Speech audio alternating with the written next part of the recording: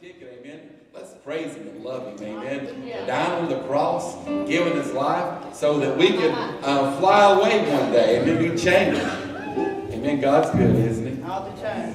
Amen. All right, Thomas, we would ask the blessing. Lord, thank you for allowing us into your house to worship you, Lord. Bless the arm that will continue to worship you, Lord. Bless those that have and have not to give, Lord. In his name, amen. Amen. Amen.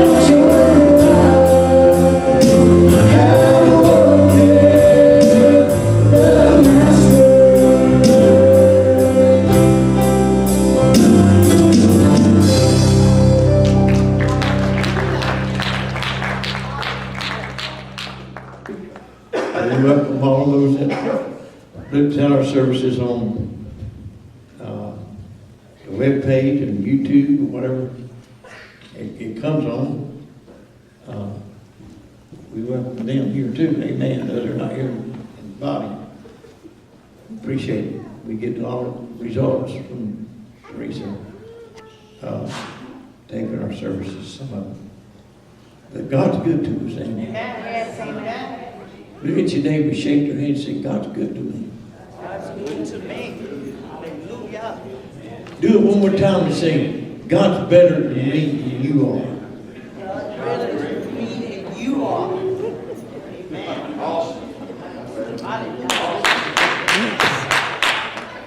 Amen. Amen. We'll be reading from the book of Exodus.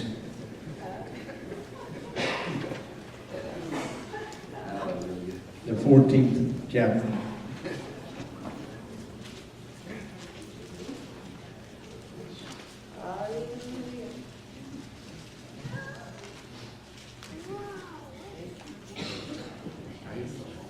Thank you, Jesus. How many of you would admit that you're old enough that when the weather gets cold, you hurt places you don't hurt during summer? Oh, praise God. Amen. I got some of these middle-aged young people saying that. Amen. I thought it was because I was getting old, but I guess it's just getting cold, I guess. Amen. I was talking to Matthew, and it's been, I think, down to 11 degrees there. And he can have all that he wants. Amen. In the 14th chapter of the book of Exodus.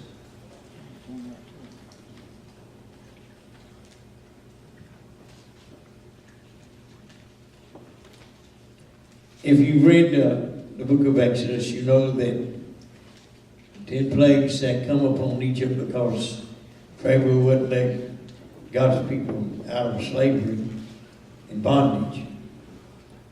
But it come a day after the Passover when the blood was put on the doorpost, the last of the plagues, that he let them go. Right. The Bible teaches us that they wasn't a lame one among them. In other words, if they were crippled before the day of the Exodus out of Egypt, going towards the promised land, if they were crippled, maybe from birth, they was not crippled that day. Brother Tommy, there was a mighty healing. When God delivered, he didn't just deliver them from slavery. He healed their body at the same time. Thank you, God. Thank God forever and ever. Amen. And you would have thought, after that these people would have shouted all the way to the promised land, regardless of what they faced. Amen. But they come against their first obstacle, the Red Sea. Now, God didn't tell Moses that when you get to the Red Sea, there's going to be enough boats there to carry you millions of people over to the other side. Moses said, walk by faith. And I've studied a little bit about this, and there was a place further down where he would cross that was narrower than this place. But he didn't say, now Moses, Moses stepped out by faith. But when they come up and Pharaoh says, what have I done? Read all of this chapter if you want to. I've let our slaves go. I've let those millions of slaves go. And I'm mad about it. I'm disappointed about it. He forgot all about the plagues and Pharaoh. I'm going to get them, and I'm going to get them. Kill them. I have to bring them back. And here comes Pharaoh's army, 600 chariots, plus their captains, plus the footmen. And they come against the children of Israel. They were against the Red Sea, and mountain range on each side. Now had Pharaoh with his big mighty army was coming to destroy them. Listen to verse 12. This is what some of the people say. Is not this the word that we did tell thee in Egypt, saying, let us alone, that we may serve the Egyptians? For it had been better for us to serve the Egyptians than that we should die in the wilderness. My God, it's a wonder God didn't slap every one of their mouths shut and kill them right there. Amen. Come on now. Y'all had just got a divine deliverance. You just got a God that sent plagues. And you just got a God that brought you out. And if you were lame, you could walk. And now you face your first devil and your first opposition to get to the promised land. And you said, I wish you, Moses, would have left us back yonder. You would have left us alone. Let us continue to be driven as slaves. And it'd been better that there wasn't enough graves back there in Egypt to die out here. Oh my God, I believe if God hadn't promised that he would use his people to go to the promised land and to his seed, Jesus would be born. I believe he would have struck every one of them dead except Moses. Say amen. Amen. He thought it to one time. He said, Moses, I'll wipe them off the face of the earth and give you a new nation. Moses stood in the gap. He said, Lord, don't do that, because you made him a promise. So I'm going to keep reading. For it would be better for us to serve. If you sit around and say it was better for you to serve the world and the devil in bondage, then you've never been really saved. That's right. Amen. Amen. Glory to God. If all you can think about is the pleasures of sin that you used to do, and you desire to do it again, you need to get really saved. Come on. You'll forget those things that are behind. Stop. As Paul said, press toward the mark of the high calling, which is in Christ Jesus. Verse 13, and Moses said unto the people, fear ye not, stand still, and see the salvation of the Lord, which he will shew to you today. For the Egyptians who you have seen today, ye shall see them again no more forever. The Lord shall fight for you. Somebody say that. The Lord shall fight for you. And ye shall hold your peace. Ye shall hold your peace. And the Lord said unto Moses, wherefore criest thou unto me, speaking to the people of Israel, that they go forward. Don't back up, don't turn to the left or right, but go forward. But lift thou up thy rod and stretch out thine hand over the sea, and it divided, and the children of Israel shall go on dry ground through the midst of the sea. And I beheld, I will hearken the hearts of the Egyptians, and they shall follow them. And I will give my honor upon Pharaoh, and upon all his host, upon his chariots, and upon his horsemen.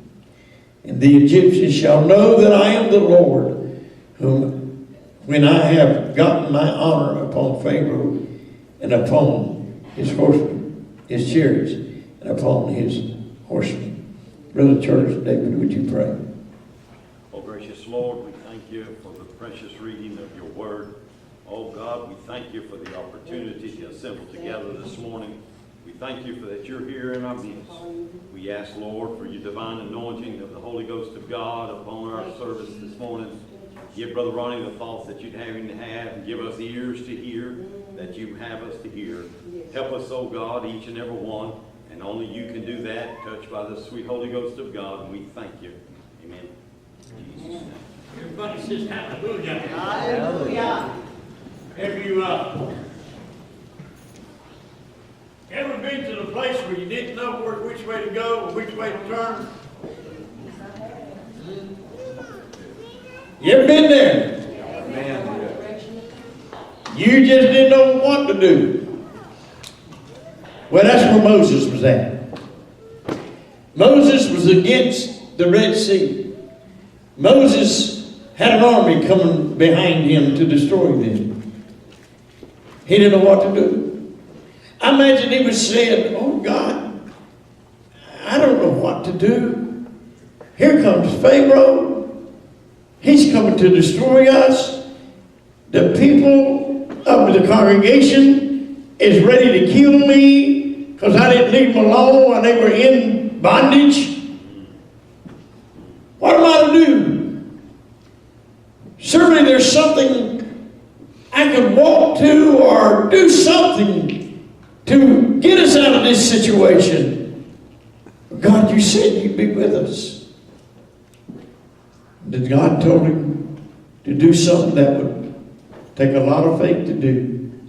Stand still. Yeah. And see the salvation of the Lord. Amen. We were in our favorite place to go out to eat is Cracker Barrel, and we were walking through the store there and really seen this blanket, real beautiful blanket, and it had the words wrote upon it: "Stand still and know that I'm God." Amen. Psalms 46. Say amen, somebody. You can look it up. And I thought about that. And of course, we went ahead and bought it and put it on the bed. And right in the center of that blanket on the bed is "Stand still and know that I'm God."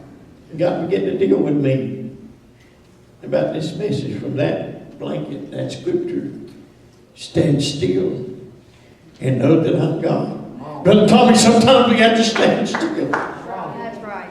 And say, I'm against a situation I don't know how to handle. But if I'll stand still and believe that you're with me, that you are God. Hallelujah, not me, you God. If you tell me to stand still and just praise you, I'll do that. If you tell me just to stand still and keep my mouth shut and believe you, I'll do that. Just stand still and know that I am God. Hallelujah. Praise God forever and ever. Was not that what he was telling him? Amen. In the Red Sea. Stand still and know that I'm God. Stand still and see the salvation of the Lord.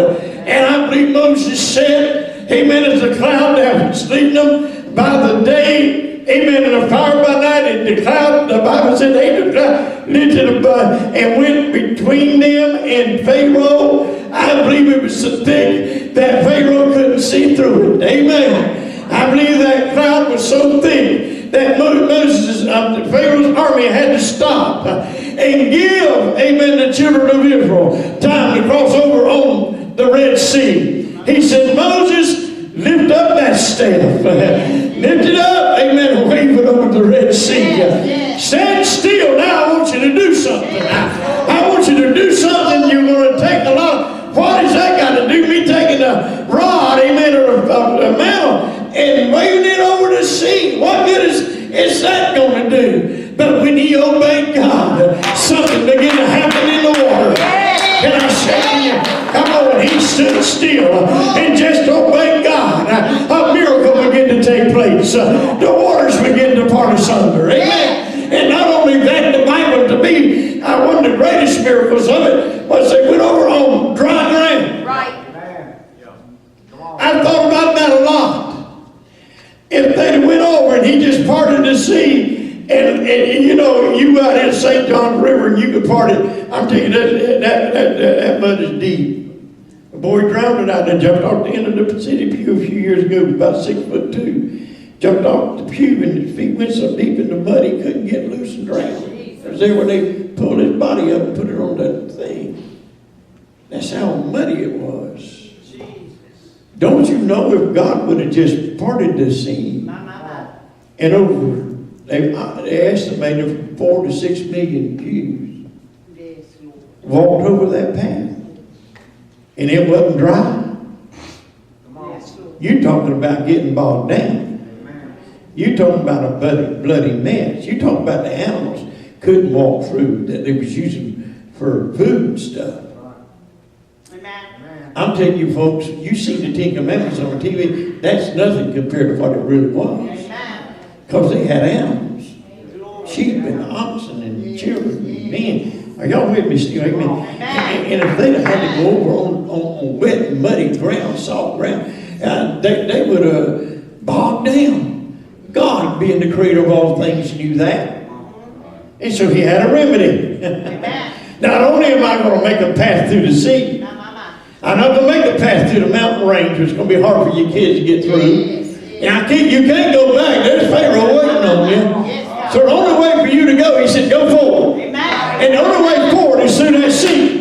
And the only way through that sea with all your animals and your children, I got to part it. And not only am I going to part it, I'm going to drive the ground. You're going to go through on dust kicking up the hills. Hallelujah. A wall of water on one side, a wall of water on the other side. But the ground is bone dry. Hallelujah. All you got to do, Moses, is stand still and see what I'll do for you.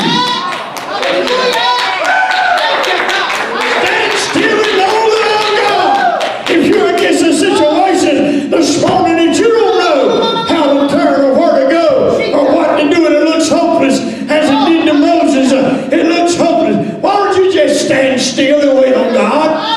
Stand still, he said, and know I'm God.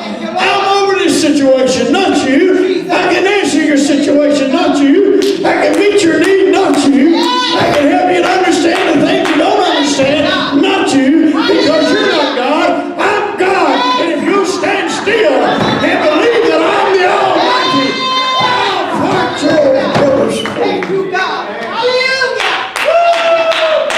Hallelujah. Thank you, Jesus. Thank you, Lord. Hallelujah. Moses could have Jesus. said, fellas, ain't no way out of this situation. Yes, God. Thank you, Lord. I don't know why God let us out here. I don't know why he did all the plagues. I don't know why we left all of us, amen, not limping or crippled. Oh, somebody say amen. I was in revival at run a couple of revivals up in trying to name that town in Georgia. It keeps slipping in my mind. Reedsville. There was a young person there, a young lady that had broke her leg. And they didn't know if they were going to have to do surgery or not. And she came up for prayer.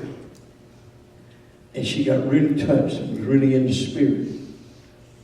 The next day, or the next day or two later, she went to the doctor. They had done x-rays. She come back.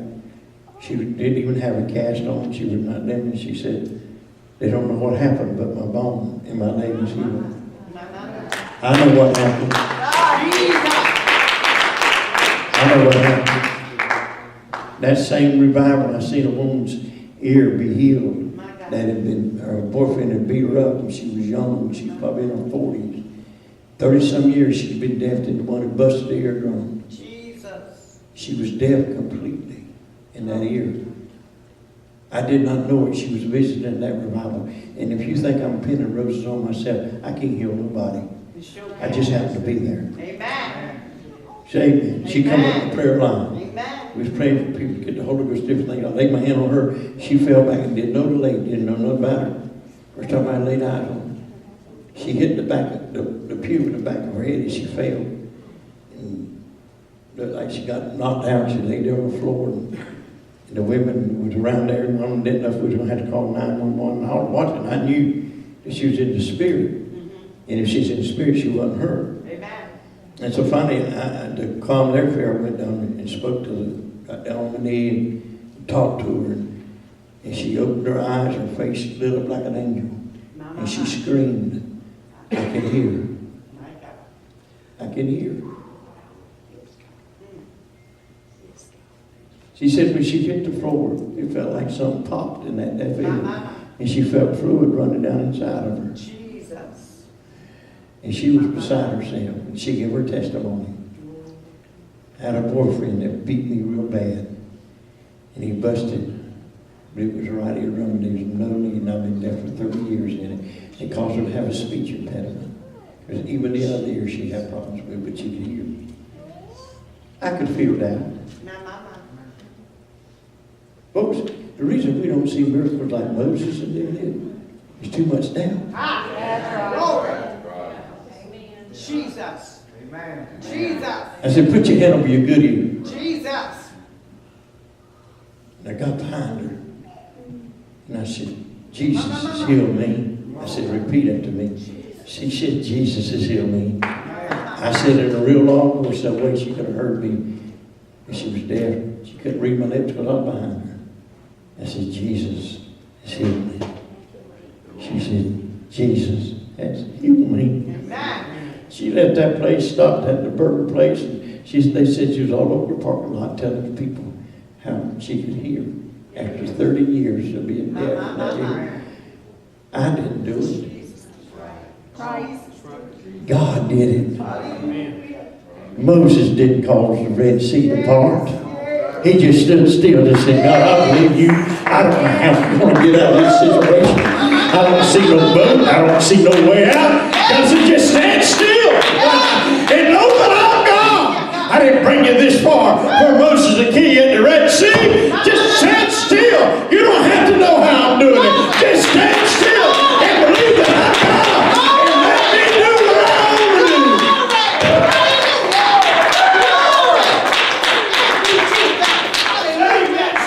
Thank you, God. Hallelujah. Hallelujah, somebody. Yes, God. Hallelujah, somebody. Thank you, God. Hallelujah. Hallelujah. Thank you, Jesus. I want to sit down and just write a memoir of the miracles I've seen in revivals, not just here at the church, but in revivals. I've seen God just do the impossible. I'm telling you, He still can work your situation out. If you stand still. Don't ask Him what you should do next. Or sometimes He'll say, stand still. Just stand still. It's hard to do. Just stand still. Well, you want an answer.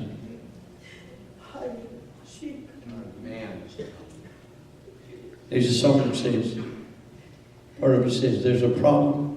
I don't mean to worry you, but Father God, I've got something new. And she'll say, I got a problem that I can't solve. I got a problem that I can't solve. You ever had a problem that you couldn't solve? Amen. If you've got one or maybe get one this week, let me tell you how it's going to get solved. Stand still. Just stand still. Quit worrying. Yes, God. I said, quit worrying. Worrying ties the hands of faith. Hallelujah. You cannot worry and have faith at the same time. It's impossible. Wave at me somebody. I like what I heard or read one time. A man told his mama, he said, Mama, he said, you worry so much. He said, you know, your worrying doesn't help the situation. She said, I beg to differ with you, son. Said, half the things I worry about don't ever come to pass. I guess it must do some good for me. Amen. Amen. Worrying is like sitting in a rocking chair. You got a lot of motion, but you're not going nowhere. It's not helping the situation. Thank you, Lord. I said, it's not helping the situation. Sometimes just stand still and know that you serve God is going to take care of it. Amen. Read that in Psalm 46. Stand still and know that I am God. No matter what situation you're in as my child, just believe that I am in control. I am your God. Well, they went over. His enemies were drowned in the Red Sea. God said, I'm going to get my honor on that devil Pharaoh. I'm going to put him as a devil. Huh? Wait a minute. God, you got honor out of killing that man and his army? They caused me so much problems and troubles, and the way they did my people, yes. Yes, I destroyed them. Moses didn't. Moses couldn't. Moses didn't even have an armory. But I took care of the problem because I'm Moses' God. Just stand still, Moses. I got this. Oh, somebody say praise. Praise the Lord. Hallelujah. You stand still. I got this. Yeah. I got, hear everybody say, I got this. And then I'm making a mess out of it. Amen.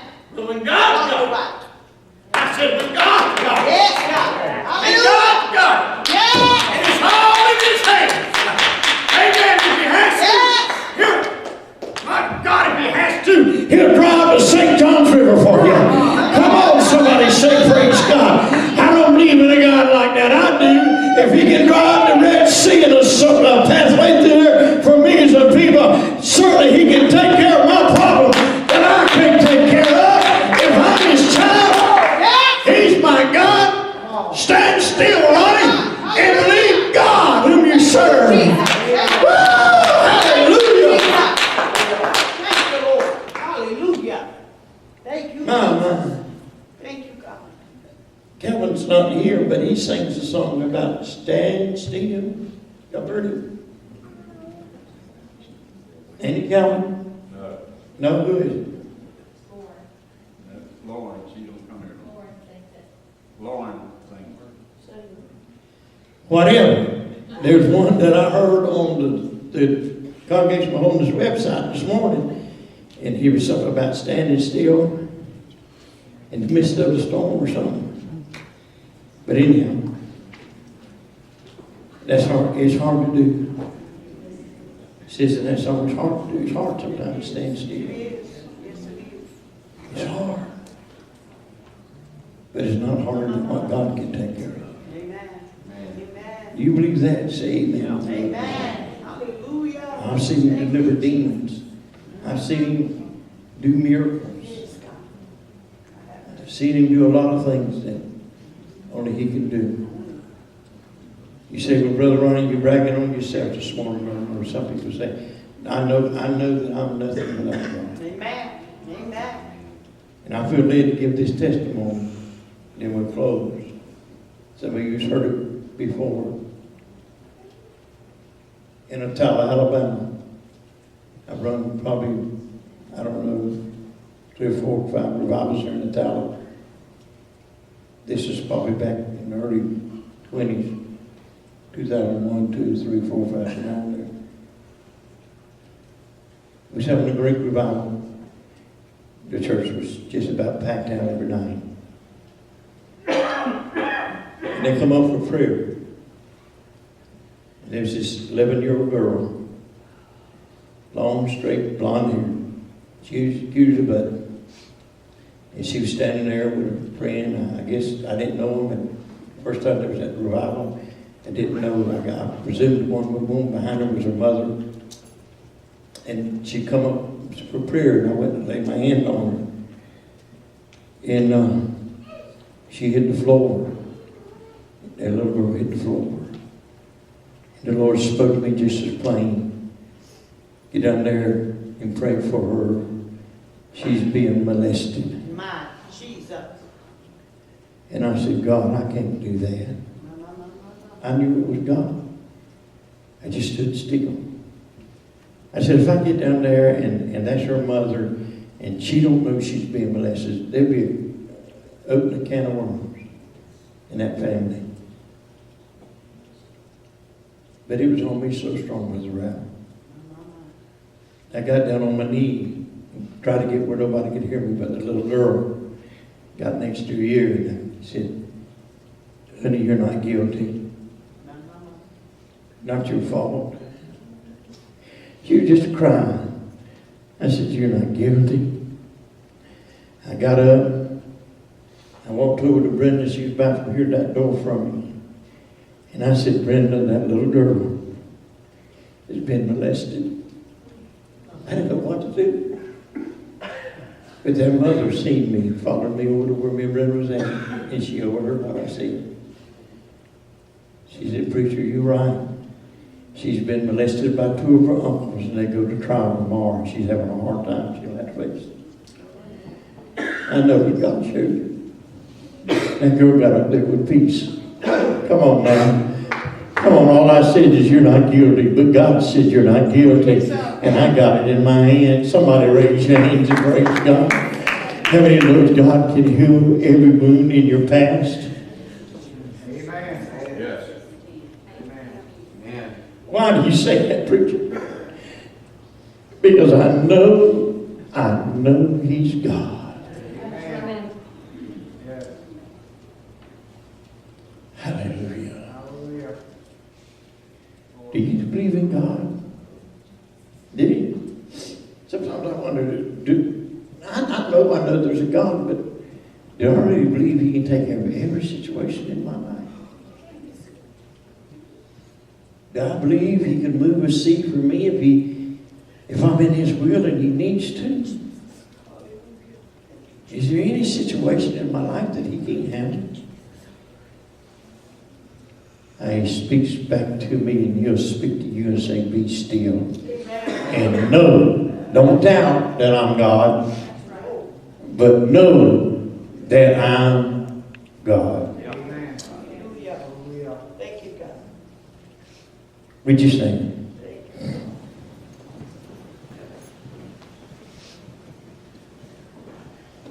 Y'all come. Okay.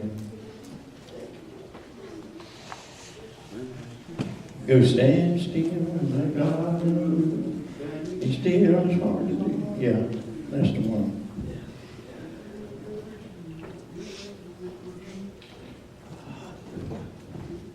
Kind of go along with the message today, don't we? Sometimes we have to stand still and sometimes we have to get out of the way. Amen. Amen. Amen. Sometimes we just have to get our hands down, out of the way for God to move. Do you really believe He's God? You see, wait just a minute, Thomas. You see, we sometimes put God in a box. Because our fleshly mind has to try to figure out everything.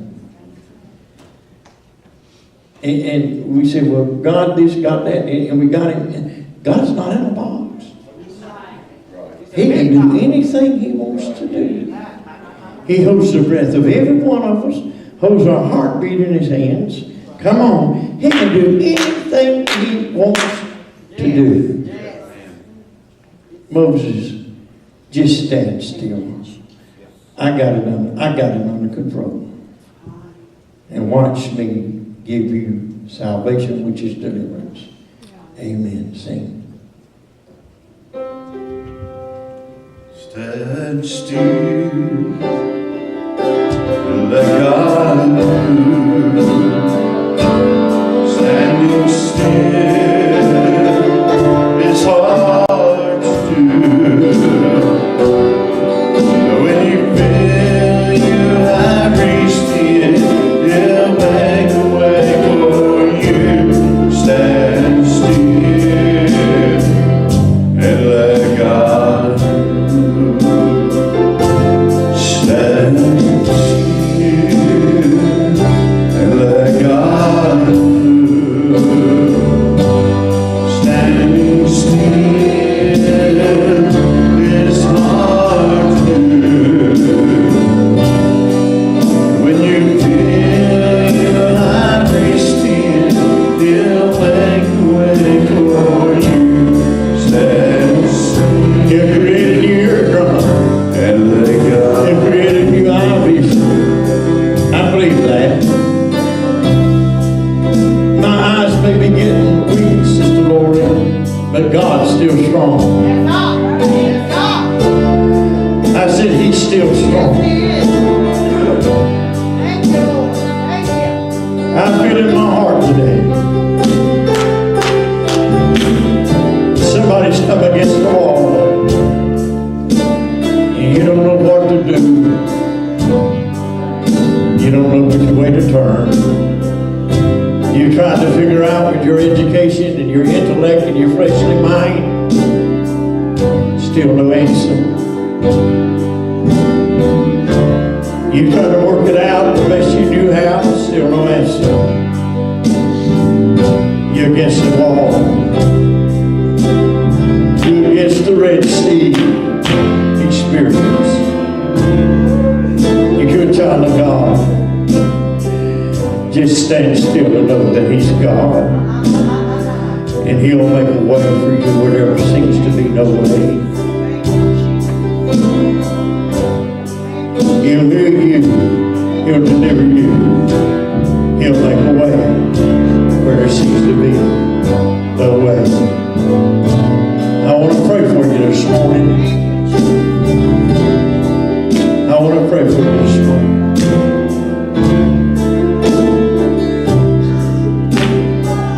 Will you come?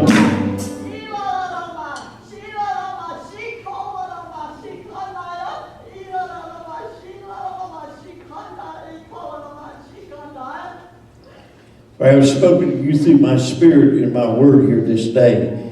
Do not go home with that I can take care of, saith God, but stand still and have faith in me, and I will show thee wonderful salvation and deliverance. Somebody lift your hands and thank God for the message. The gift of tongues and interpretation. Now's the time for you to come. If you take it home, it ain't going to get no better. But if you'll bring it to Jesus, let me and the elders anoint you today. Stand still and see God move. Will you come right now?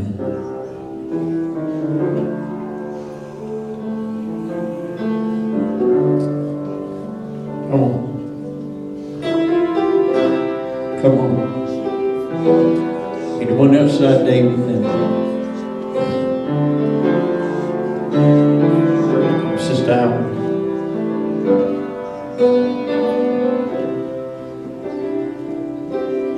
How about you elders? Come stand behind me. Y'all come forward. Make sure you're in the front line if you want prayer. Because I'll just think you have to pray with these. Standing still is hard to do when you feel that you have reached the end. He'll make a way for you. Stand still and let God move. Stand still and let God move.